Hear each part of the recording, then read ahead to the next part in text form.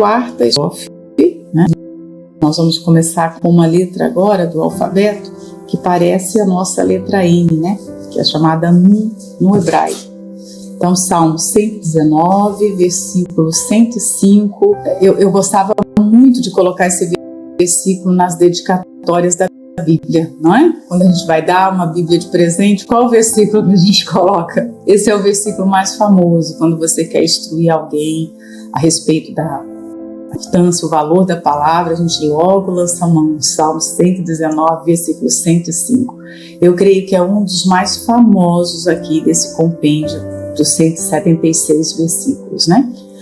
E ele começa com lâmpada. E aí a gente já sabe, como nós já vimos nas outras estrofes, significa que esse bloco que vem a seguir, o entendimento vai ser de acordo com a luz, com a lâmpada, né? Lâmpada aqui quer dizer vela, luz, iluminação. Então, os 8 versículos a seguir têm a ver com luz, né? A gente já viu isso desde o início, como é que funciona aqui. E eu já falei muitas vezes desse versículo para muitos grupos, porque ele serve para as crianças, ele serve para os jovens, né? Para os adultos, para os mais velhos, ele serve para a gente trabalhar de uma forma geral, né? E eu fiquei pensando aqui qual o lugar mais escuro que eu já tive. Pensa aí na sua vida, qual o lugar ao longo da sua história de vida aí, qual o lugar mais escuro que você teve a oportunidade de estar. Eu fiquei me lembrando da casa da minha bisavó, que nós íamos uma vez por ano, às vezes em alguns anos 2 vezes. Eu era a companhia da minha avó. A minha avó tinha que ir, eu morava em Uberlândia, nós morávamos em Uberlândia, e a minha bisavó morava em São Gotardo. Uberlândia é interior de Minas Gerais, mas São Gotardo é interior de Uberlândia, no interior. Acho que não me lembro agora quantas horas de viagem. A gente ia de ônibus, eu acho que eram umas 4, 5 horas, mais ou menos, né? E uma cidade pequena, muito aconchegante, lugar de muitas plantações. Eu me lembro de chegando em São Gotardo, ver campos dourados de trigo pela janela do ônibus. Eu devia ter 5 anos, 6 anos, sei, alguma coisa assim. E a minha avó morava minha bisavó morava numa casa muito simples. Minas Gerais é um estado no Brasil que tem muitas montanhas, é considerada a terra das montanhas. Então o terreno é muito acidentado. E para chegar na casa da minha avó, a rodoviária era lá embaixo, tinha uma subida enorme, enorme. E a gente fazia aquilo a pé, não existia Uber. E em São Gotardo não existia ônibus. São Gotardo era São Gotardo. Não sei, hoje deve ter ônibus, né, que leva de um bairro para outro, mas naquela época não existia. Então a gente ia com a nossa malinha, subia aquilo tudo, era uma caminhada difícil. E quando chegava lá na casa da minha avó, a minha bisavó, Pedrolina, índia, ela casou, foi pega no laço, só para vocês terem ideia, para casar. E aí o terreno da casa dela já tinha que subir para chegar na casa. E depois ela tinha um quintal bem grande, que era todo acidentado, era na montanha mesmo. E não tinha banheiro, casa de banho do lado de dentro da casa. Como aquelas casas de antigamente, bem do interior, a casa de banho ficava do lado de fora, lá no quintal. O que eu me lembro de mais escuro na minha vida era aquilo, porque se alguém quisesse ir ao banheiro de noite, teria que pegar a lamparina e ir para aquele quintal.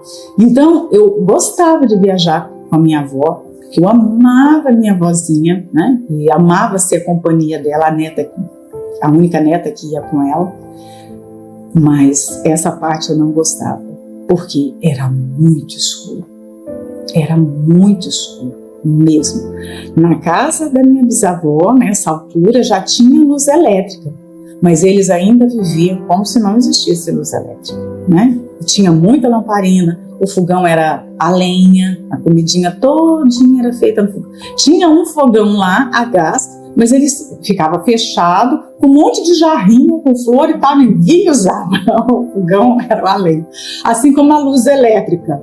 Eu lembro da minha tia neném falar: não, isso é muito caro, a gente usa lamparina. E aí, à noite, para ir ao banheiro, era uma coisa terrível, porque era uma escuridão total. Imagina aquele silêncio, um terreno acidentado, porque era subida, e a casinha, como ele chamava de banheiro, era a casinha ficava longe, lá no meio das plantas, né? Então, o que a gente fazia?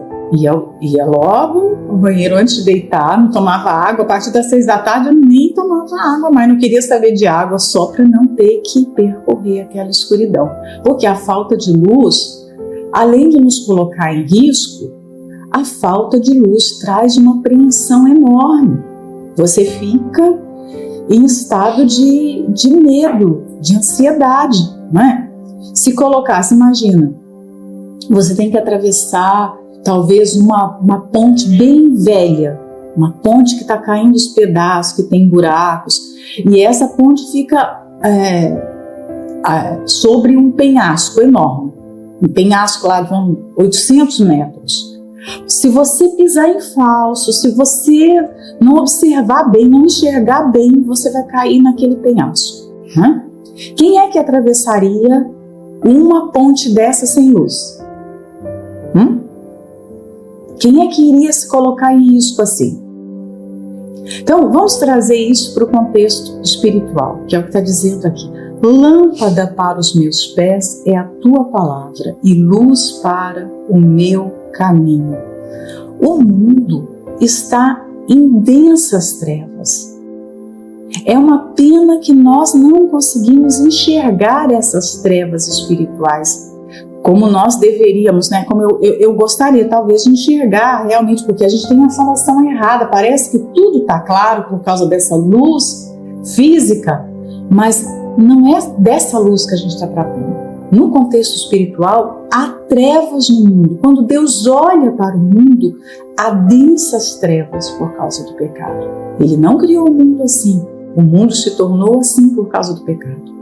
E o mundo tem se tornado cada vez mais em trevas por causa de mais e mais pecado. Imagina, se um pecado, que foi o pecado de Adão e Eva, aquela desobediência, já trouxe trevas para o mundo, já deu autoridade para o diabo, imagina desde aquele tempo até os dias de hoje, quantos pecados já foram cometidos? E dia após dia o homem tem cometido pecado como ele bebe água, né? Como se come, como se dorme, pecado sobre pecado e pecado mais pecado. Então, não é uma questão assim, é um luxo, eu vou ter um pouquinho de luz. Não, é uma necessidade urgente. Nós não podemos viver nesse mundo, caminhar nesse mundo por nenhum minuto sem essa luz. Sem a iluminação de Deus na nossa mente, nós estaremos sendo colocados em perigo. A nossa alma vai estar sendo submetida ao perigo o tempo todo. Houve perigo há 100 anos atrás, há 200, há 300, há 500 anos atrás, né? Quando nós olhamos para as pessoas que viviam em períodos, em épocas, né? Porque o mundo teve várias fases, várias épocas, e você olha, às vezes assiste filmes, né? Por exemplo, quando você olha aquela época que as mulheres usavam roupas longas, vestidos, todos, né? A manga aqui, o comprido, a saia lá embaixo, e não mostravam, não tinha nenhum decote, as mulheres não falavam palavrões, as mulheres não abandonavam seus maridos, mas havia pecado, havia trevas. O mundo talvez não estava tão degenerado, mas ainda assim havia trevas e muitas trevas, né? Então nós precisamos aprender a olhar o mundo nesse contexto de Deus, contexto espiritual. Nós precisamos dessa lâmpada. Quem vai caminhar precisa de luz no caminho, não é? Então está falando aqui, lâmpada para os meus pés. É claro que você pensa assim, a minha mente precisa de luz? Precisa, mas é que nós estamos falando de direção. Caminho é a direção. Se você quer chegar num determinado lugar, você tem que escolher o caminho para chegar naquele lugar. Não é assim? Então, a palavra de Deus é a direção, é o caminho para você chegar a um determinado destino, né? E nós temos o destino, que é a salvação da nossa alma, a eternidade com Deus. Então, eu preciso dessa lâmpada, eu preciso dessa proteção, dessa luz que vai iluminar as minhas decisões. E todos os dias nós seremos experimentados com propostas, com ideias, com opiniões de pessoas, com oferecimentos do mundo, da nossa carne, né, do diabo, das pessoas que o diabo usa. E como é que eu vou ter uma boa decisão, um discernimento apurado para saber qual decisão tomar, o que fazer, que pensamento aceitar, porque isso tudo é um caminho que eu decido andar. Às vezes, nós não nos damos conta do risco que nós corremos quando alimentamos um simples pensamento, uma simples ideia. Quando a Bíblia fala que o mundo jaz no maligno, o mundo jaz numa escuridão.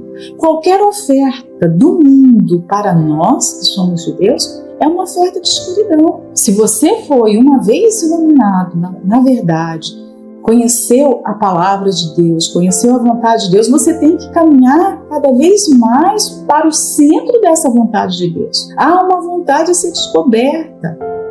Há uma verdade que nós precisamos saber a nosso respeito todos os dias.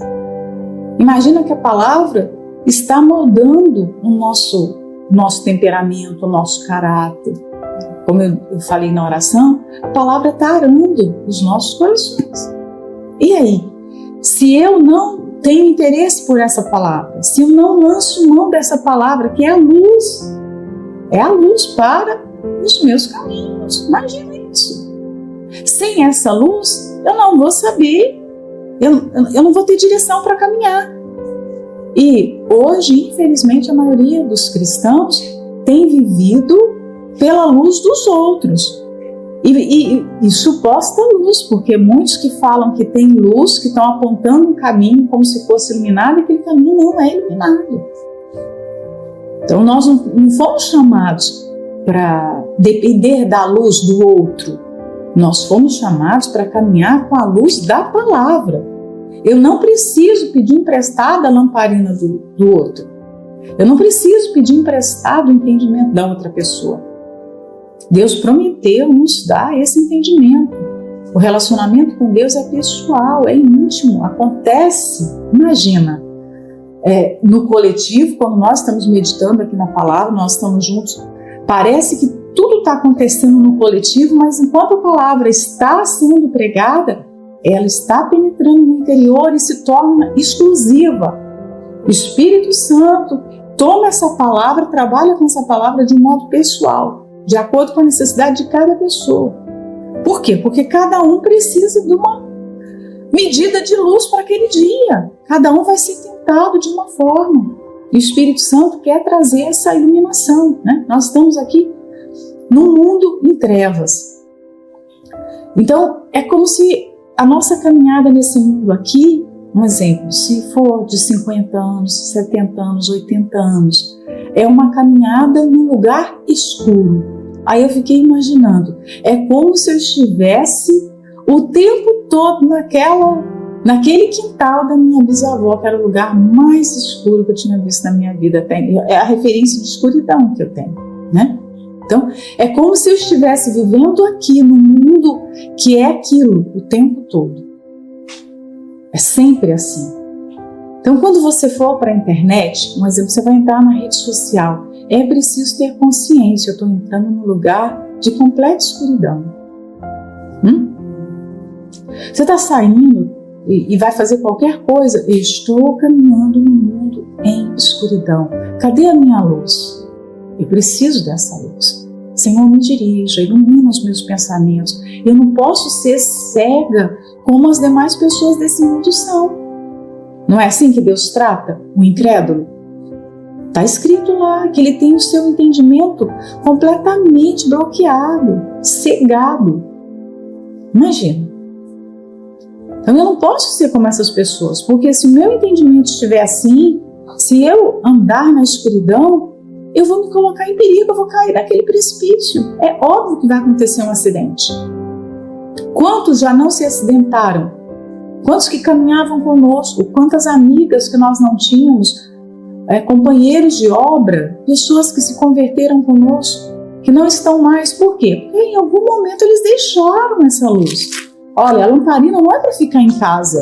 Eu deixo a lamparina ali e vou fazer qualquer coisa. Não, ela tem que estar comigo. Não é que eu tenho que carregar a Bíblia fisicamente, mas eu tenho que carregar a palavra. A palavra vai me dar entendimento. A palavra, eu acho que eu falei isso na última meditação aqui, é entender o mundo pelas lentes de Deus. Por exemplo, eu tenho que limpar esse óculos todos os dias e às vezes várias vezes no dia. Quem usa óculos aqui sabe disso, não é?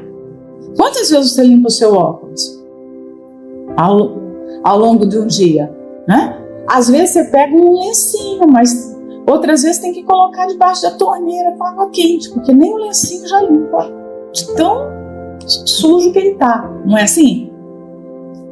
E por que isso acontece? Por que a gente tem que limpar os óculos? Por que nós precisamos desse exercício? Porque senão nós passamos a enxergar tudo sujo, não é assim? Quantas vezes você estava cansada? Já aconteceu isso comigo, mas eu estou cansada. É o óculos que está sujo, porque eu estou enxergando tudo embaçado, engordurado. Né? É a mesma coisa de se eu colocar aqui agora uma lente cor-de-rosa, uma lente amarela. Eu me lembro que teve um período que a gente viajava muito à noite e o oftalmologista ensinou a usar um óculos com uma lente especial por causa da luz dos faróis à noite, né? Que batia e fazia mal. E eram umas lentes amarelas. Tudo, a gente enxergava tudo amarelo, né? Tudo estava amarelado. Não era assim amarelo, ovo, não. Mas era âmbar, meio amarelado.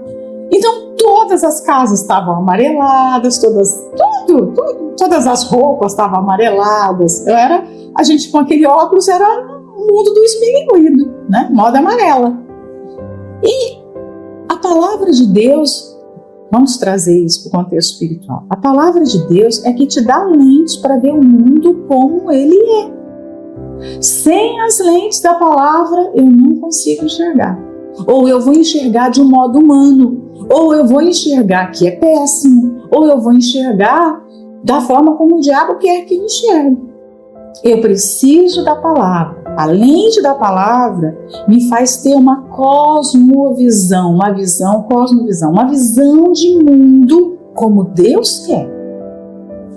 Como Ele quer que eu enxergue a vida, a saúde, o corpo, os relacionamentos. Ele é o autor da vida, então Ele tem uma visão para tudo na vida. E eu preciso enxergar o mundo com o óculos dele, com a lente dele. E Ele me dá essas lentes através da palavra. Eu enxergo o mundo através da palavra. Eu decidi entender tudo o que se passa nesse mundo através da palavra. Então quem me explica tudo é Deus. Antigamente, quando nós éramos pequenas, nós recorríamos à nossa mãe, ao nosso pai, para a gente, explica isso. Por que isso é assim? Por que isso é assado? Não é assim? Agora, como filhos de Deus, nós recorremos à palavra. E aquilo que nós não entendemos, nós vamos a Deus. Senhor, me explica isso. Como é isso? Né? Ele é o nosso pai, o nosso instrutor. Então, o único recurso que fornece luz para a nossa mente, para a nossa alma, é Deus. A única fonte de luz é Deus. Imagina que você, que eu, que ninguém tem luz própria. Não tem. Nós não temos luz própria. Nós precisamos da iluminação que vem de fora.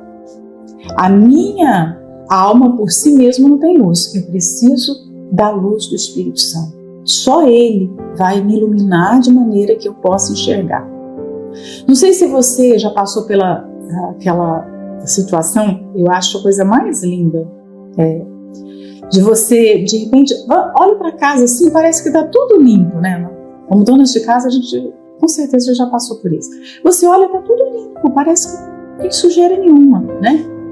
E você fala pro seu marido, hoje eu tenho que fazer faxina. Ele olha, não precisa, está tudo limpo, né? Aí você vai e abre um pouquinho a janela, abre uma brechinha para entrar a luz. Já viu quando a luz entra e ela revela toda a poeira que está escondida? Quem já viu isso? Não é bonita essa cena? É bonita e triste.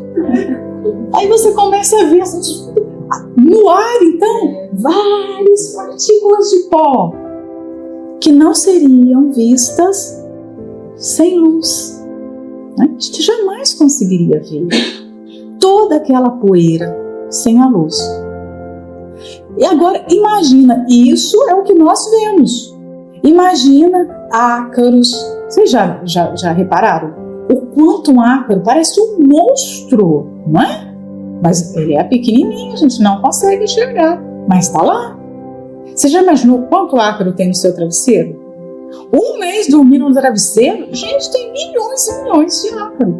O colchão, os lençóis, porque o ácaro se alimenta de restos de pele e fica restos da nossa pele na cama, todos os dias. Restos nós não vemos, né? Mas se coloca um microscópio lá, já estão eles lá. Está lá toda a sujeira. E a prova que realmente tem restos humanos ali é o cheiro, não é? Quem consegue ficar cheirando o travesseiro de outra pessoa? Não, ninguém suporta. Por quê? Porque tem restos daquela pessoa ali, não é assim? Então nós precisamos da luz de Deus para enxergar as coisas ruins que nós estamos envolvidos e muitas vezes absorvidos. Quanta coisa ruim tem dentro de nós que o Espírito Santo deseja falar, deseja mostrar. Você já viu quando talvez você já esteve no meio de um grupo de pessoas que tem alguém que é muito falante, ou duas pessoas que falam muito, e as outras que estão ali tentando falar, não, o outro toma a vez e fala, não é assim? Aí ela vai começar a falar, a pessoa, não. Aí ela, às vezes, nós fazemos isso com o Espírito Santo. Quando ele vai falar que nós precisamos ouvir, a gente silencia o que tem para falar. Não, agora não. Aí depois ele vai de novo. E talvez ele está nessa luta há anos, tentando falar conosco.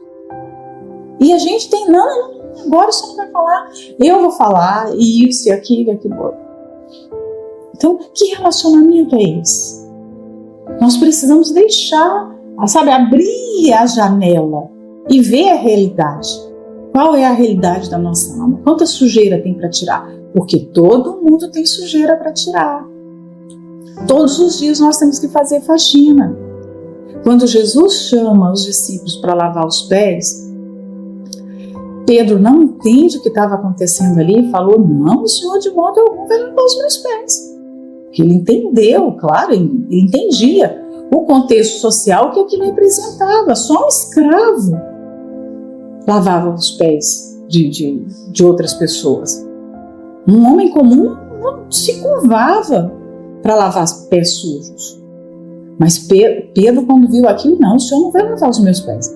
E aí o Senhor Jesus disse, se eu não lavar os seus pés, você não tem parte comigo. E aí Pedro, como era 8 ou 80, não, então o Senhor vai lavar tudo, eu quero tomar banho agora, né? E o que o Senhor Jesus disse? Quem já está limpo, não precisa lá tomar o banho, vamos lavar só os pés. O que aquilo significava? Todos os dias nós fomos regenerados, nós não fomos salvos, mas todos os dias nós caminhamos por esse mundo e todos os dias nós precisamos ter os nossos pés lavados.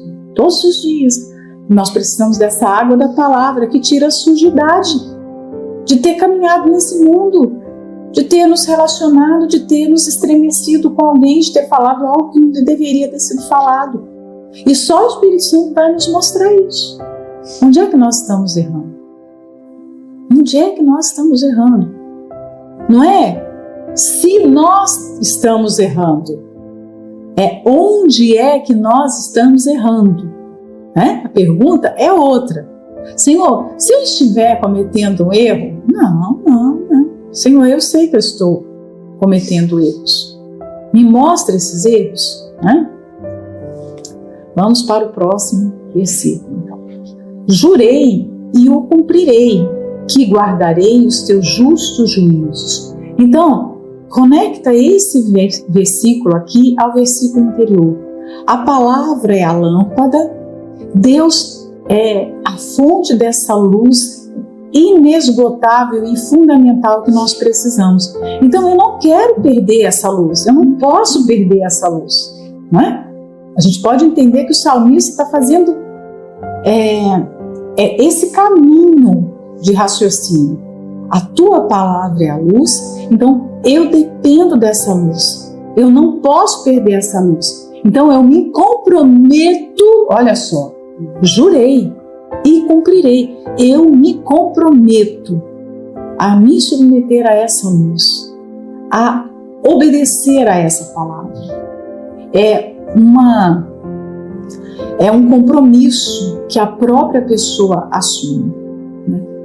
Isso aqui fica bem claro. A parte de Deus, Ele tem a luz e Ele está pronto a nos oferecer essa luz. Mas entra agora a parte humana, que é a parte da responsabilidade pessoal. Na meditação aqui, nas reuniões de quinta-feira,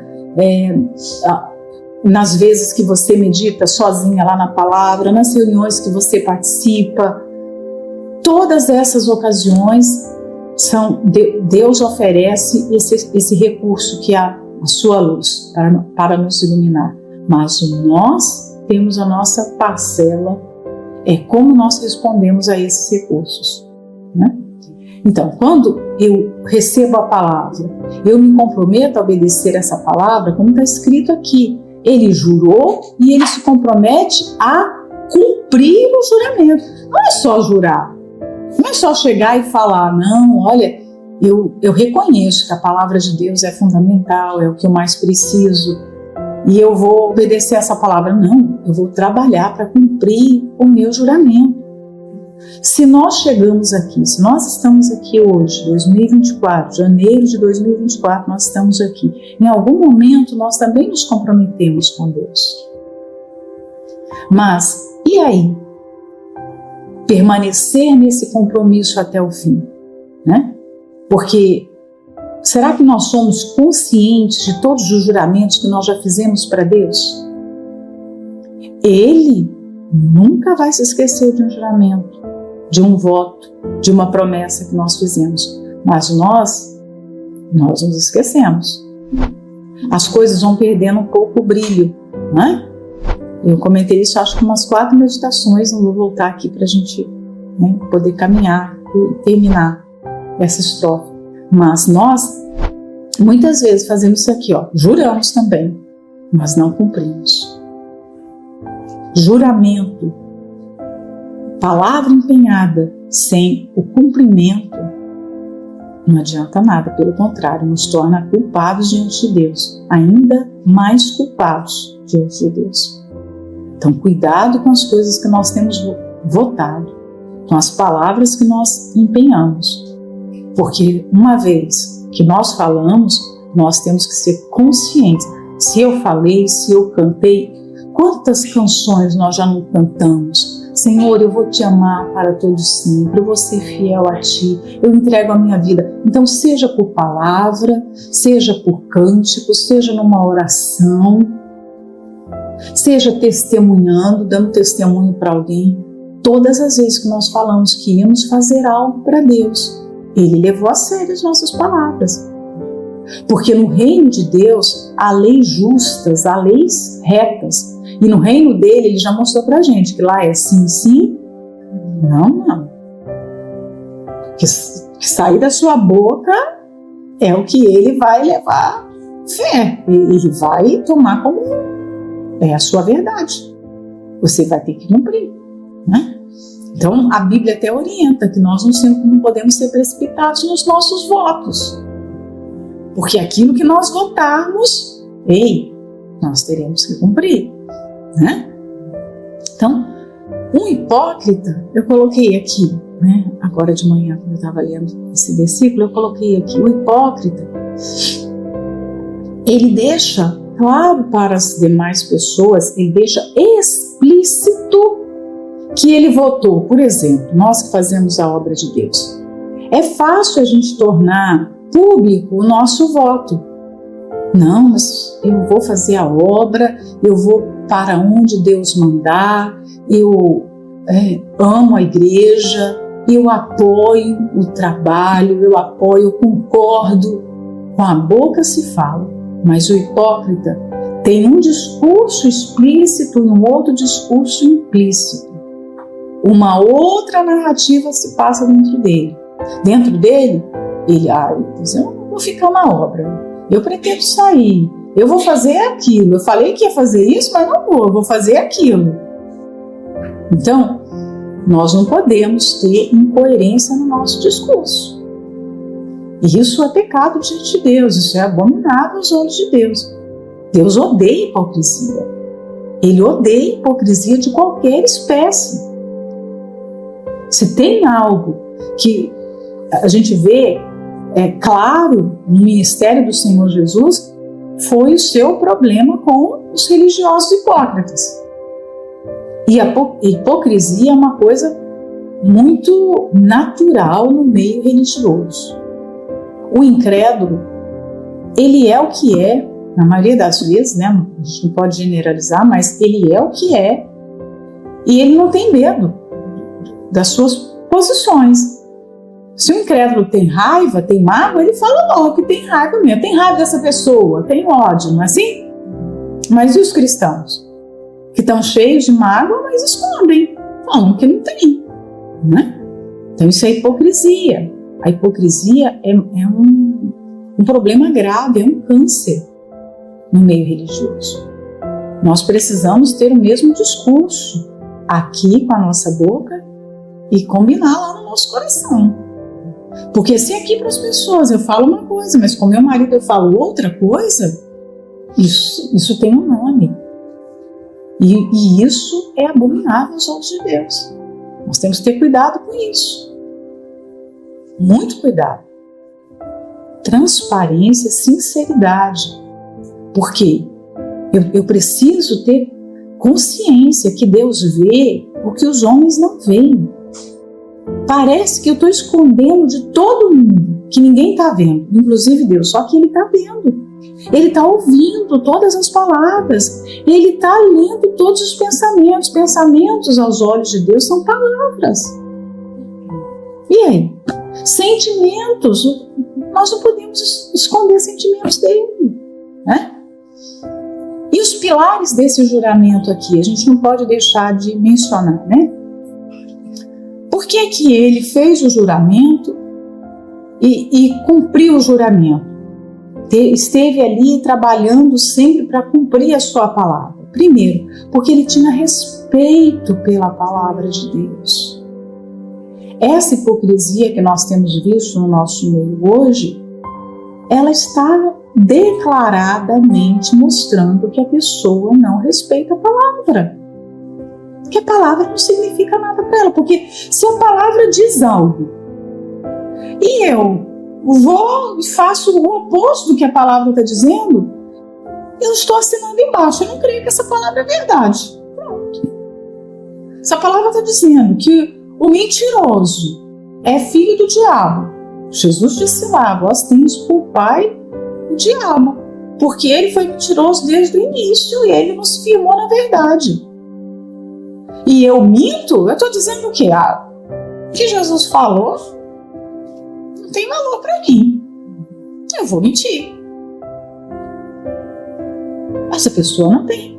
Ela não tem nenhum respeito com respeito ao que Jesus disse, que nada vai ficar em oculto. Não está escrito? Nada vai ficar em oculto. Então aquela mentira vai ser desmascarada. Será que essa pessoa não teme que a sua máscara vai cair? Que vai ser, em algum momento, ela está desafiando uma palavra, em algum momento aquela máscara vai ser arrancada. Até quando ela vai sustentar uma mentira e achar que vai ficar assim? Né? Então, para mim, o primeiro pilar do juramento é esse. O segundo é uma consagração à palavra. A palavra é reta, a palavra é justa, a palavra é eterna, a palavra é o próprio Deus. Né? Então, eu vou me consagrar a essa palavra. Me consagrar mesmo, me dedicar a essa palavra. Eu vou viver por essa palavra. Quando você pega o chamado de Samuel, desde menino, ele foi desmamado e levado para o tabernáculo, levado para cuidar do tabernáculo. E você vê a história de vida de Samuel até o fim da sua vida.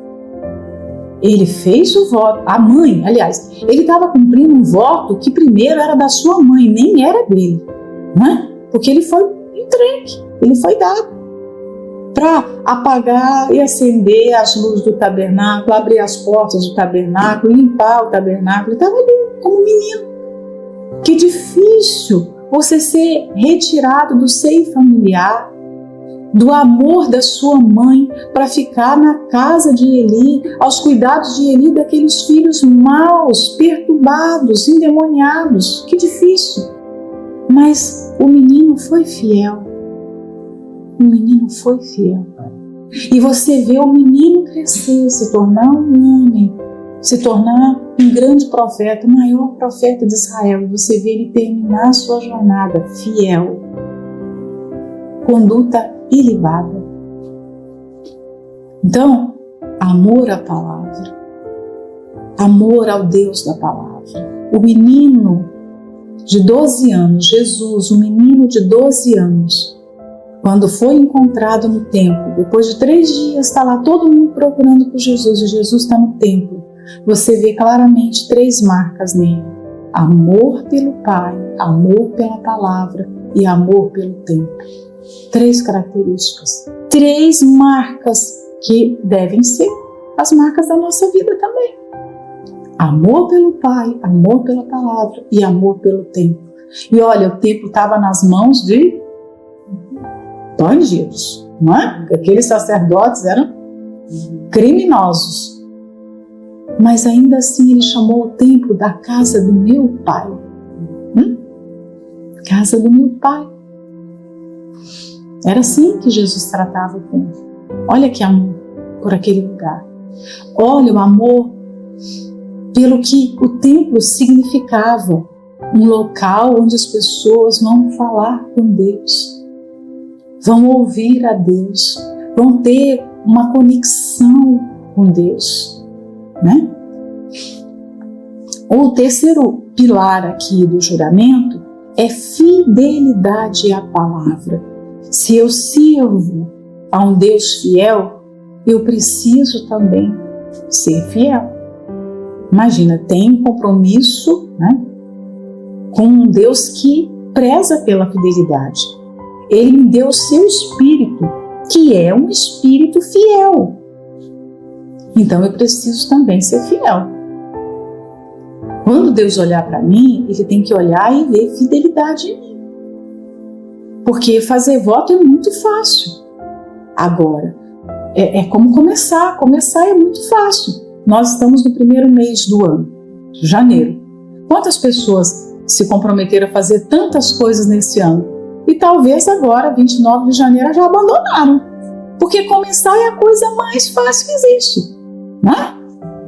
Todo mundo começa em várias coisas, mas e terminar? Então Deus não é Deus de começo. Está escrito lá, Ele é alfa e ômega, de começo e de fim. Eu preciso ser fiel à palavra que eu empenhei, né? O 107. Estou aflitíssimo. Vivifica-me, ó Senhor, segundo a sua palavra. O que mais tem no mundo é sofrimento. O que mais existe no mundo é gente aflitíssima, sofrendo por causa de uma doença, sofrendo por causa de uma traição, uma decepção, sofrendo por causa de uma perda financeira, não é? Sofrendo por causa de uma depressão, uma dor na alma. Então, não falta sofrimento no mundo.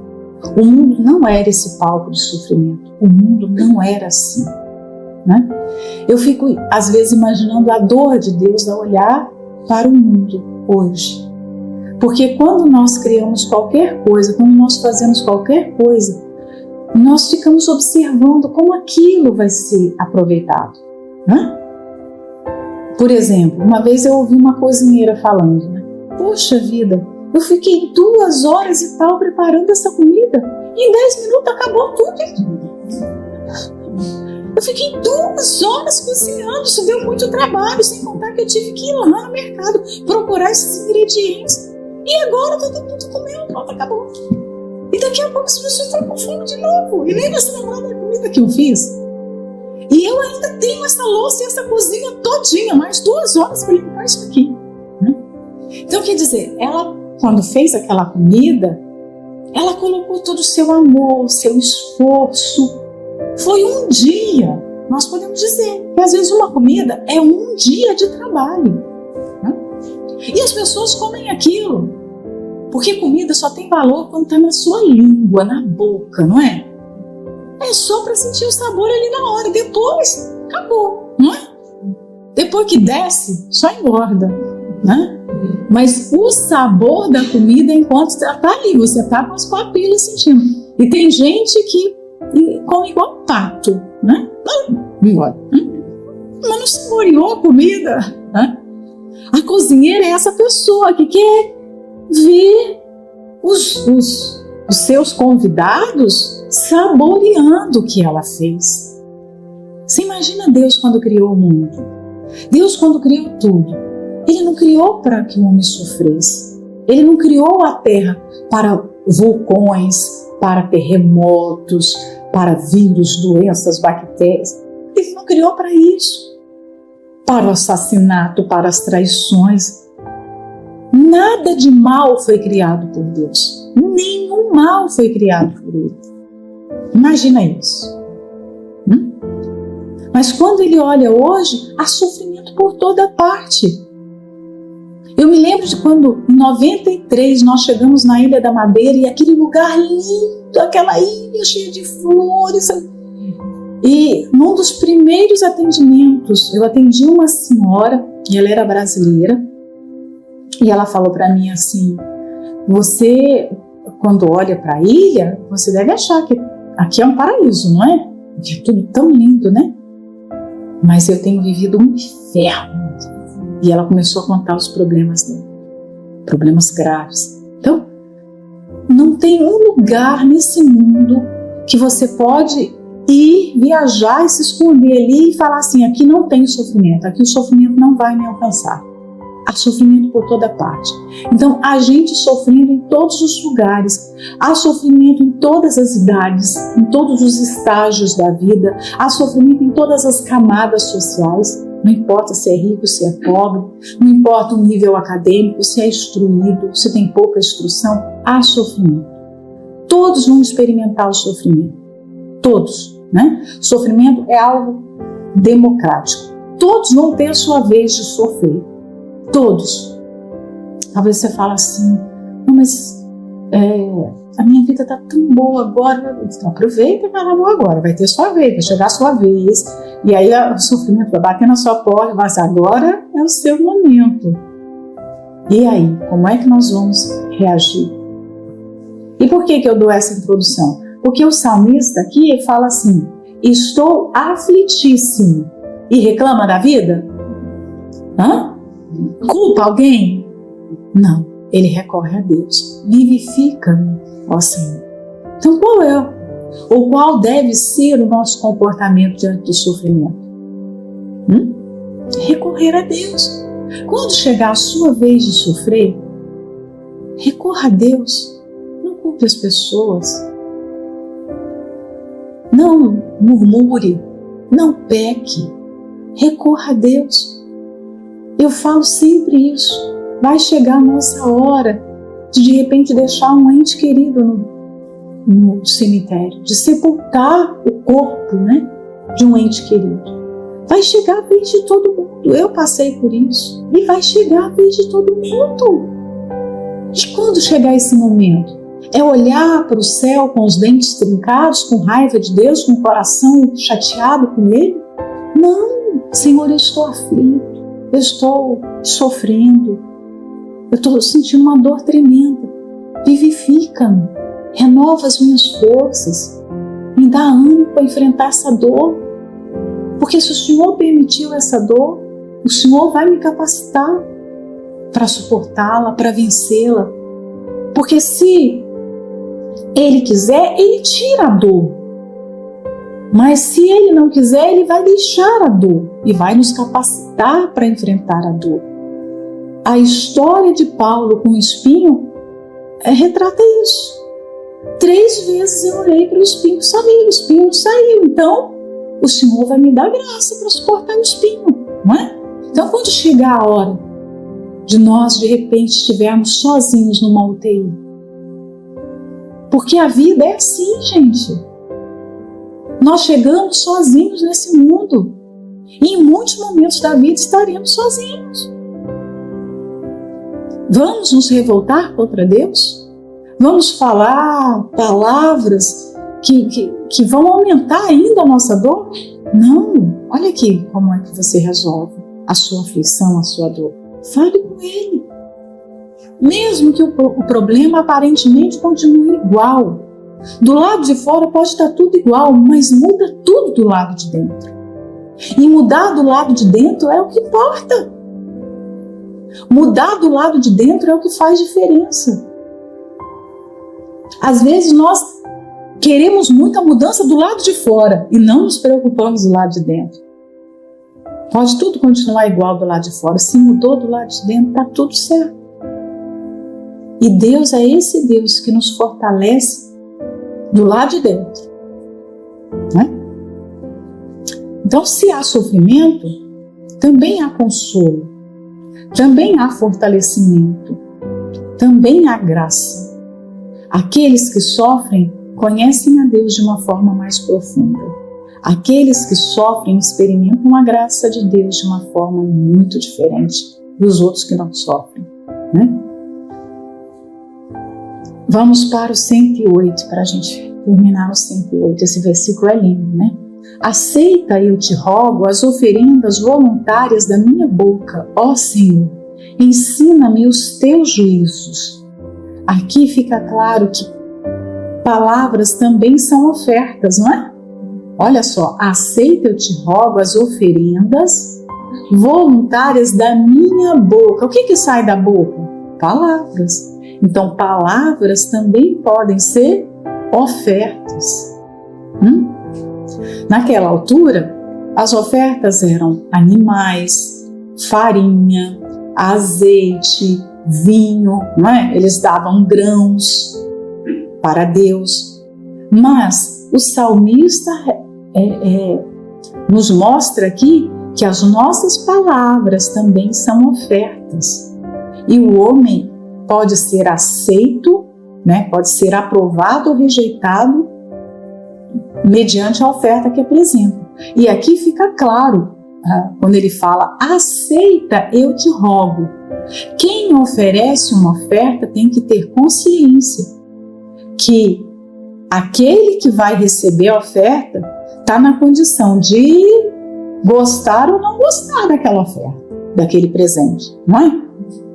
Quando nós damos o presente para alguém, aquela pessoa tem o direito de gostar ou não do nosso presente. Aquele presente pode ser maravilhoso para mim, mas eu estou dando para uma outra pessoa. E aquela pessoa tem os seus critérios, tem os seus gostos. Eu não posso dar um presente e obrigar a pessoa a usar o presente, não é? Porque ela tem a liberdade. o salmista deixa claro que Deus tem a liberdade de aceitar ou não a oferta. Olha só, quantas verdades tem nesse versículo. Palavras são ofertas. Eu preciso ser humilde para apresentar a minha oferta. Quando ele fala que aceita, eu te rogo, é uma humildade, né? Ele está sendo humilde, não é?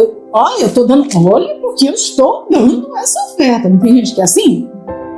Tem pessoas que são tremendamente orgulhosas.